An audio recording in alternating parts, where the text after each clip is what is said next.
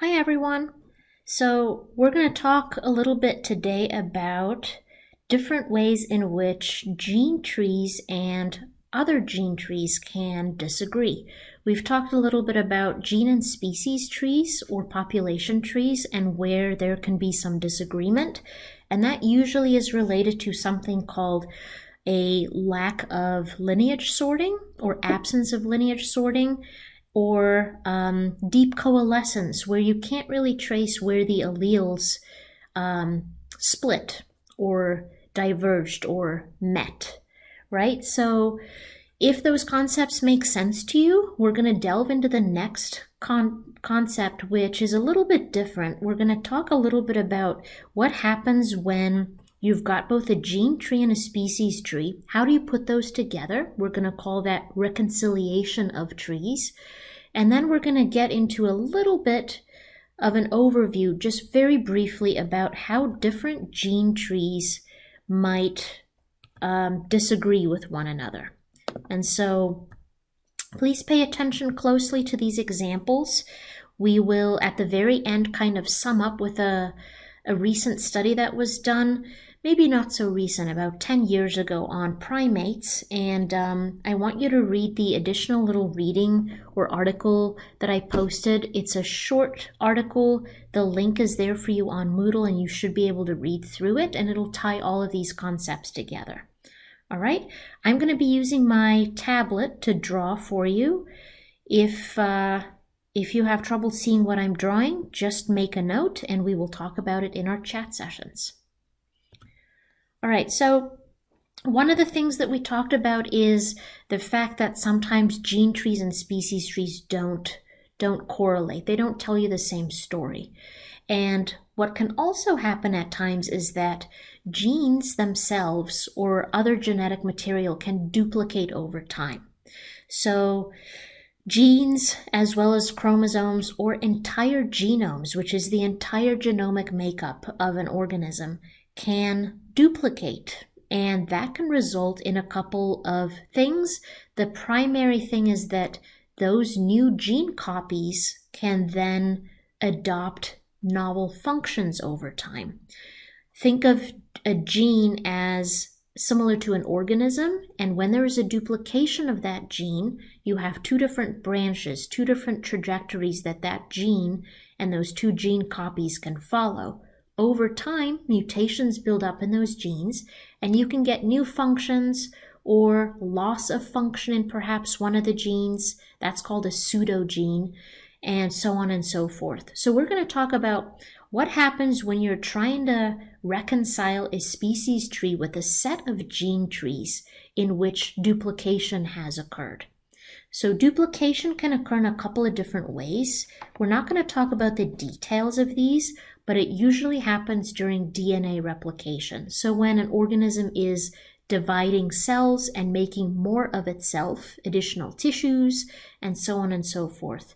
Duplications can occur at the single gene level.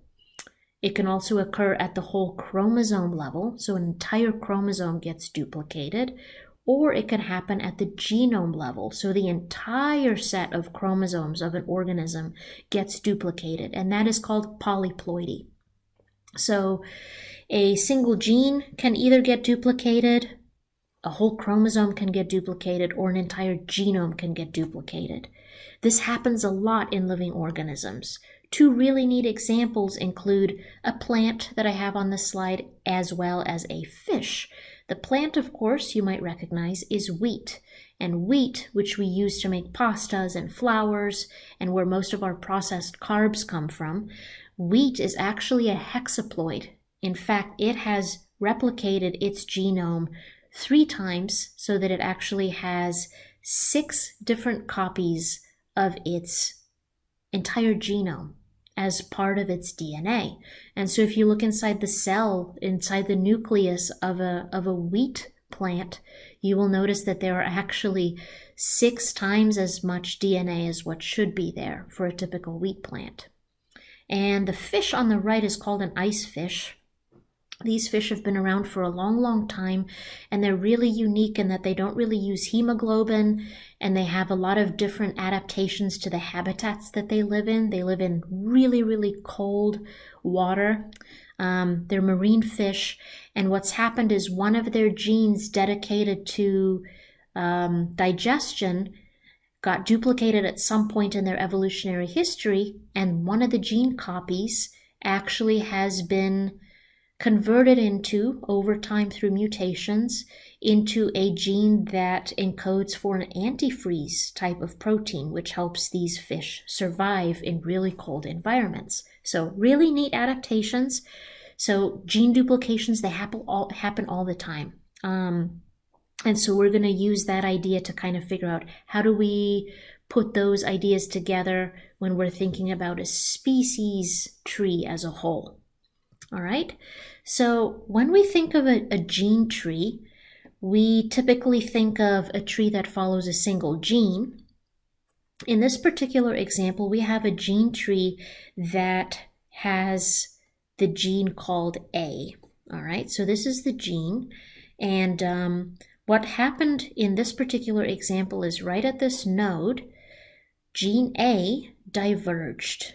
So there was a duplication event in which it made a copy A1 and a copy A2. So A1 is going towards this lineage and A2 is following towards that lineage.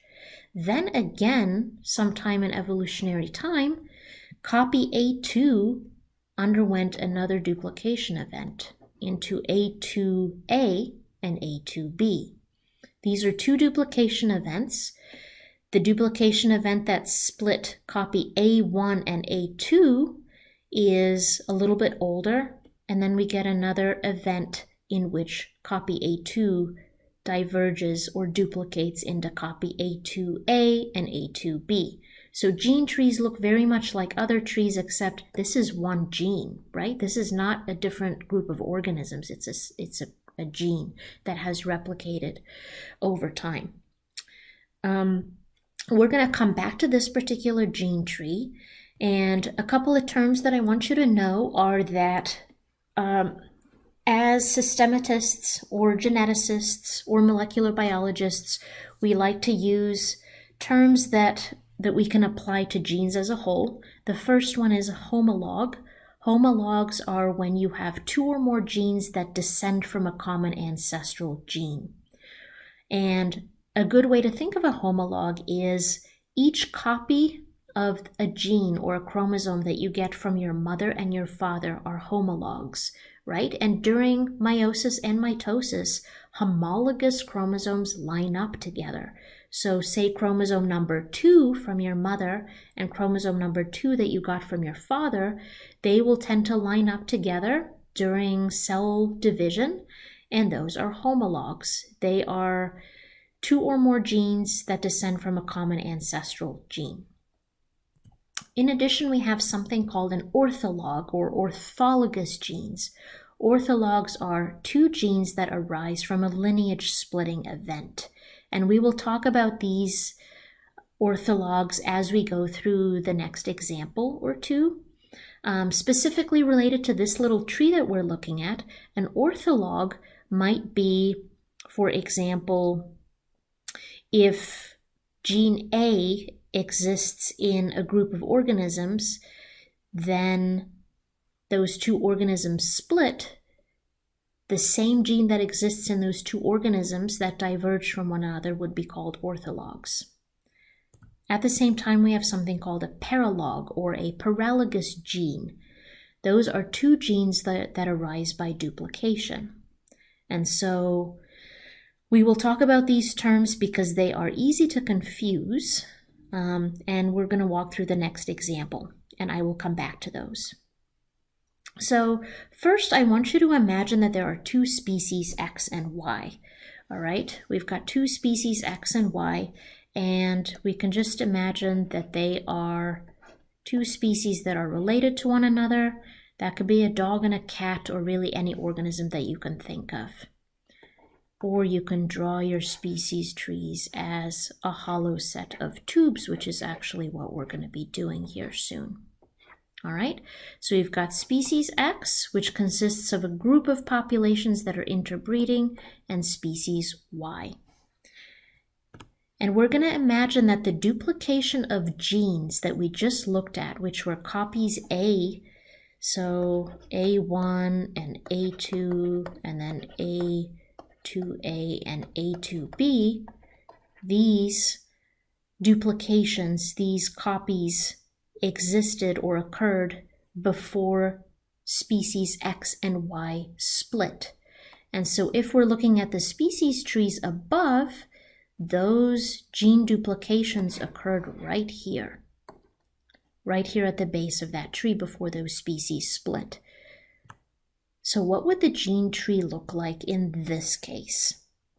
You can imagine that because we've got two species and each species will have a copy of both A1, A2, A2A, and 2B, we're going to have a tree that has not just 3 different branches, but 6. And this is what we might expect. So let's quickly walk through this tree. If we look at the tips, you will notice that we've got species X and species Y at each of the tips. Since these duplication events happened before X and Y split, we can expect that those duplication events are going to occur at the very base of the tree. So right here at this very node, we have the split between copy A1, which goes in this direction, and copy A2, which goes in this direction. And then sometime later in evolutionary history, we also have copy A2 that became copy A2A, and then another copy that became A2B. But since both X and Y have copies of those genes, they appear as separate branches in this particular tree. So here at the very base of the tree, gene copy A1 and A2 diverge, and we can follow the evolution of A1, and then all of a sudden, what used to be one species became species X and species Y. And so we would expect naturally that species X is going to have copy A1. And at the same time, species Y will also have copy A1. This round circle here is indicative of a lineage splitting event. So a lineage splitting event in this case is where species lineages have split. And we find copy A1 in both of those species. This here as an example, this particular example here of XA1 and YA1, those would be orthologs.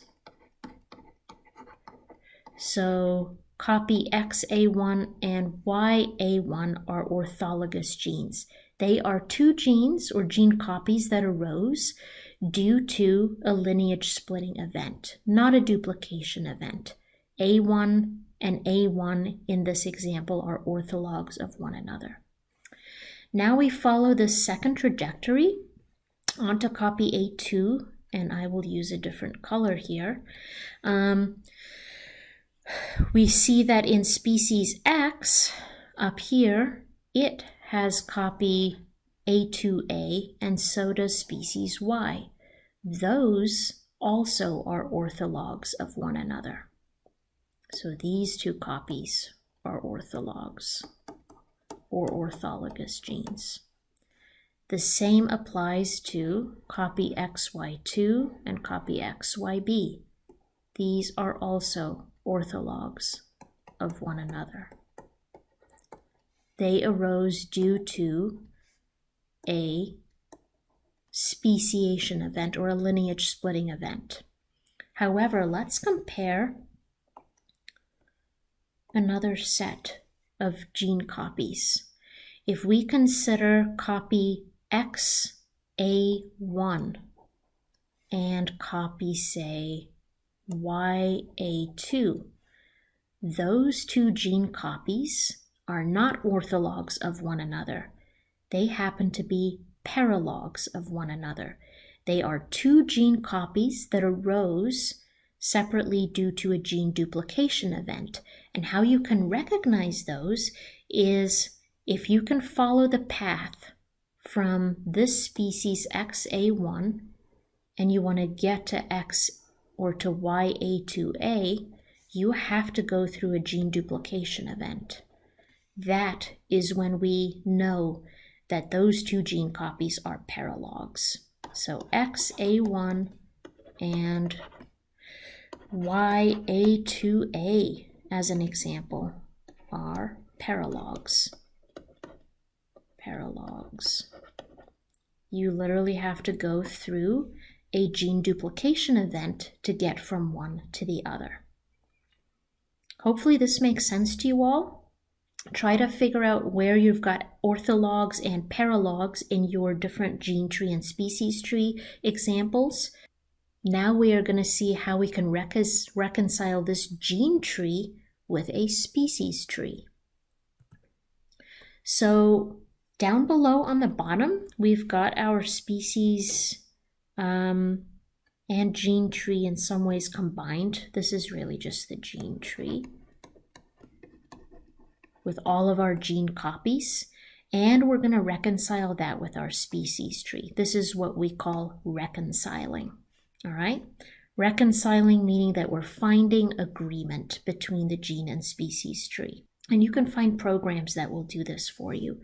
So what we're going to do is we're going to start with our species tree. We're going to draw two big tube-like structures. This is going to be species X, and this is going to be species Y. And these two share an ancestor. Going back far enough, we're going to keep these tubes relatively broad and wide. And inside of these tubes, species X and Y, which split right here, right? They became two separate species right at that point. We'll call this the split, the lineage split. Right there when these two lineages, X and Y, split, that is where we expect to see the genes themselves also split. So how we reconcile these trees is we should follow each of the gene copies one by one. So let's start with, we're going to start with a little branch, and we're basically going to merge our gene tree with all of its gene copies into the species tree. And this is the species tree, which is the set of hollow tubes. All right, and what happened is we have, over time, a split between, this is A1 and A2. I'm going to draw A2 with a different color, but we'll keep going with A1. All right, so A1 eventually split into what we now know to be XA1 and YA1. So this is XA1 copy and YA1 copy. If we go all the way back to the base of the tree, we also know that copy A1 diverged from copy A2 by a gene splitting event. And so we're going to use a red line to illustrate copy A2. We also know that A2, before species X and Y split, duplicated again. And so we're going to do another splitting event. So this is A2, and this other one was A1.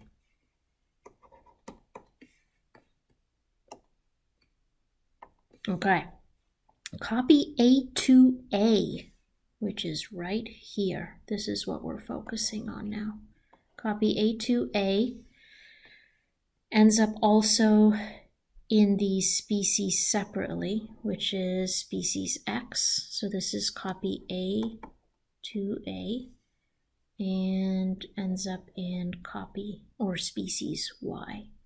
So this is A2A, and we can also put a Y in front of it.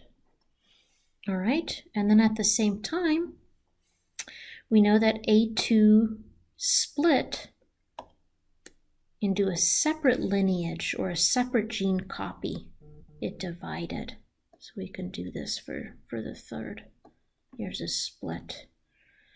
And this isn't going to look very pretty, but you'll get the general idea. Here, we've got a copy that ends up in X, which is X, A to B, and Y, A to B. So this is what we call reconciliation. You have reconciled the gene and the species tree so that all of your genes fit parsimoniously inside of your species tree. And we do use the principle of parsimony here. We could assume a lot more splits than are actually necessary. So we're going to assume the most simple parsimonious solution to the gene splitting. Again, remember that your gene tree includes all of your gene copies, duplication events, whereas your species tree involves just your species as a whole, and we're going to draw those as tubes. So hopefully this made sense to you all. I have, as a final note here, the answer key to this particular example a little bit more neatly than what I've drawn it. There's your gene tree with a corresponding species tree. And what I want you all to do on your own, I'm going to leave you with this, is try to work out a reconciliation between a gene and a species tree. This is the species tree with camel and cow as sister taxa, and then horse at the base of the tree. And here is your gene tree. So this amps up the example a little bit more. I want you to try to do this on your own. This will be part of your lecture probe. See if you can work through the example, and we will do this together in class during one of our group chats. Okay? Finally, I also want to talk very briefly about some other reasons for why gene and species trees or gene and other gene trees might not agree. And this has to do with 3 different scenarios or 3 different phenomena called horizontal gene transfer, introgression, and lineage fusion. I'm going to walk you through the examples really briefly. Just know what they are, be able to recognize them in a tree, and then we will come back and discuss these as a class. So first, horizontal gene transfer can be simply described as the transfer, literally, in one individual to another. This often happens between bacteria. It can also happen between viruses and other organisms, where viruses will take up the genomes or genes of other organisms. And what we might imagine here is that B, species B in this particular tree, has transferred some of its genetic content to species D. And imagine that this tree to the left is the true species tree. All right? And that tree is the same one as this dominant tree. So the dominant tree is the tree that exists for most genes. And so we can think of it also as our species tree, the tree that is the most likely given all of our data. Once you've considered horizontal gene transfer, you will actually notice that since B is transferring information to species D, and let's imagine that happens for a long period of time, and those organisms, B and D, reproduce and transmit those horizontal genes to their offspring, you could get a tree that ends up looking like the one on the bottom, the minor tree, which is just for this one gene. So it's the gene that has been transferred, horizontal gene transfer. Here, we've got A. B has transmitted its genetic contents to D, so that B and D are now more closely related, and C and E end up at the base of the tree. So horizontal gene transfer can, in many cases, and it happens quite frequently in certain species, horizontal gene transfer can give you the wrong impression. So here we can have one gene tree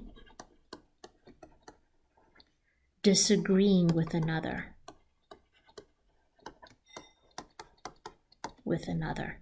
due to horizontal gene transfer. So we've got gene tree discordance. Another example that you might see at times is something called introgression. This actually, in simple terms, is known as, let's go back. This is typically known as hybridization. So introgression is sometimes when there is mating between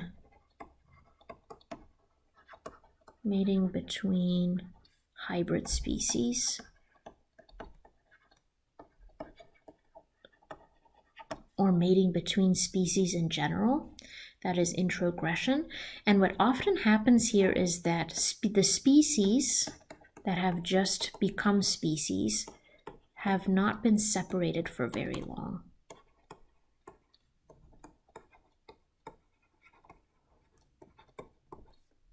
These lineages have not been separated for long. So here, in this case, we get cross-mating between species C and D.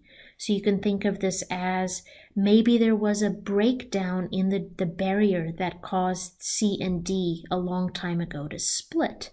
Maybe they ended up somehow close together, or there was some kind of gene flow. Gene flow just means movement of individuals back and forth from one population C into population D, and so on and so forth. So the dominant tree, which is the tree that matches most genes, does not match the minor tree, which is the tree for, say, one gene that we are studying. Here in this case, A and B remain sister taxa, but C and D have shared so much genetic information that they end up looking like sister taxa. These two end up in the tree due to introgression, or mating between species or hybrids. So this is another way in which a gene trees disagree. Or you can think of this as a gene tree disagreeing with the true tree, the species tree that is based on all of the genes. And then finally, guys, last example is something called lineage fusion. This is very, very similar to the last example, introgression, but this is a form of extreme introgression.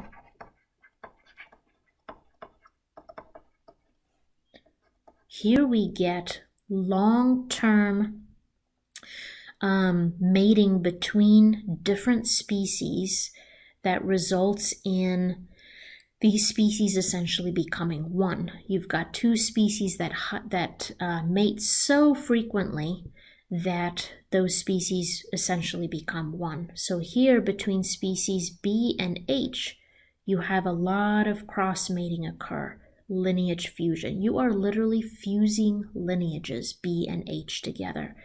So what might end up happening there is that half of your genes, this is going to be half of your genes in this codominant tree, might end up giving you the phylogeny above, whereas the other half of your genes, not just one gene, but half of your genes, might give you the tree below. So you have two very conflicting phylogenies based on two different gene sets. And those genes exist because there has been so much hybrid introgression that the lineages literally have fused together. Here you've got extreme amounts of hybridization, so mating of different species, that much of the genome is mixed due to gene flow and cross-mating. So remember these three terms, lineage fusion, and the one that we just talked about, introgression, as well as horizontal gene transfer, because you might get two different genes or more than two that tell you a different story. And that can be very, very confusing. At some point, the answer to the question of, well, which tree is correct, is that you should use the most number of possible genes to give you the most complete answer. The more genes you sequence and the more genes you use for a phylogenetic analysis, the more likely you are able to get to the true phylogeny. And lastly, I wanted to show you this example coming back to primates, which was published in 2010. Here, this comes back to a focus of a study that had been attempting to figure out how closely humans are related to other primates. And we've talked about this in class a little bit, but humans and chimps have always been put together as the most closely related relatives to each other. But what's been found, and what has been rediscovered several times in different studies since 2010, is that humans end up being sister taxa with a bunch of different closely related primates, depending on the genes you are looking at. So here in this particular example, we are actually looking at three different phylogenies that have different sister relationships between humans and a primate relative. Here we've got humans and chimps closely related. Here we've got humans and gorillas as sisters. And here we've got chimps and gorillas as sisters. Oops, pardon me. What this is suggesting is that depending on the different genes that were studied, you could get a different sister relationship. These numbers here that are presented at the very base of the tree is the percentage of the genes that were studied that supported that particular sister relationship. So what this study found was that 76% of the genes that were used in the analysis supported humans and chimps, whereas 11.6% of the genes supported a human and gorilla relationship, and another 12.2% of genes supported a chimp-gorilla sister relationship. And then humans ended up outside of that. So this is really interesting. And what I wanted to illustrate with this very last example is that depending on the genes you are looking at, the genes that you have sequenced and that you have used for phylogenetic analysis, you could get very, very different answers about relationships. In this particular example, the majority of the genes support human and chimps as sister taxa, and so today we recognize that humans and chimps together share a most close sister taxa relationship because the majority of genes support that particular relationship. That isn't to say that these other genes are wrong, right? The other 11.6% and 12.2%, it just suggests that other genes are telling you a different story. So the end of this particular topic is that I want you to understand that you want to sequence as many genes as possible. So this is our lesson. Sequence as many genes as possible, as many genes or markers, we sometimes call them, markers as possible, to give you the most complete story. All right, and in addition to this little slide that I have up, I want you to read through the online article that I posted for you on primate evolution. It will nicely tie all of these different concepts together. And with this, I am going to end the second part of the phylogenetic disagreement presentation. We have one more topic to talk about, and this will relate to how you decide to analyze combined data sets or multiple data sets. So hope you all had a good time with this. I know it's a lot of information to think about all at once. Please make sure that you can work through your gene species tree reconciliations, and I will see you soon.